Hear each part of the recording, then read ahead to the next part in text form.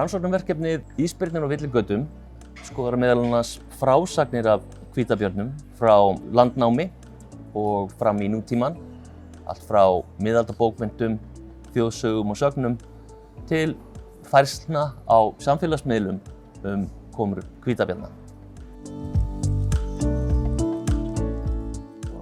Allt í einu heyrir hún einhverja voðalega skruðninga. Já, hún hefur ekki hugmynd fyrr en að kemur bjanndýr inn í herbergið til hennar og með dyraumbúnaðinn á hausnum eða sem sagt á hálsinum. Þær eru æði misjafnar. Við sjáum hvítabjörninn fyrir okkur sem vágest stundum en einnig sem manneskju í bjarnarham. Segja má að birnir frásagnanna búi á einhvers konar öryggissvæði á milli hreinnar ímyndunar og efnismenningar. Í sögunum má fá styrk frá birninum, þú getur umvafið þig framandleika, skapað þér sérstöðu og bjarndýra komur ógna að einhverju leyti stöðu manneskjunnar þar sem hún hefur komið sér fyrir.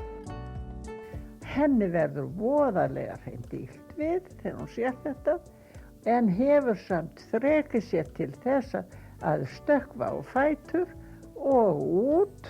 Bjarndýrið hefur því kannski ekki mikið atbeini í sjálfu sér en hann er þó gerandi í því að gera okkur meðvituð að landamæri séu mannanna verk og að staða okkar í hættulegum heimi er síbreytileg og samtvinnuð dýrum og loftslagi. Niðurstöðurnar eru mikilvægt framlag til orðræðunnar manninn í miðju rannsókna.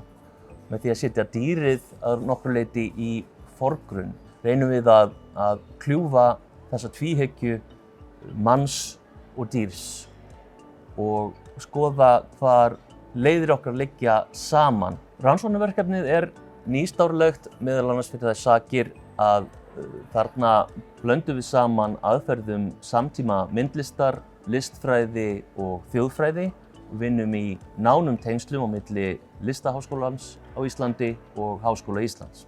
Það skilar sér meðal annars í útgefnum ritverkum en einnig myndlistarsýningu við listasafnið á Akureyri og Anchorage-safn í Alaska. Já, þetta man ég nú vel eftir með bánsann.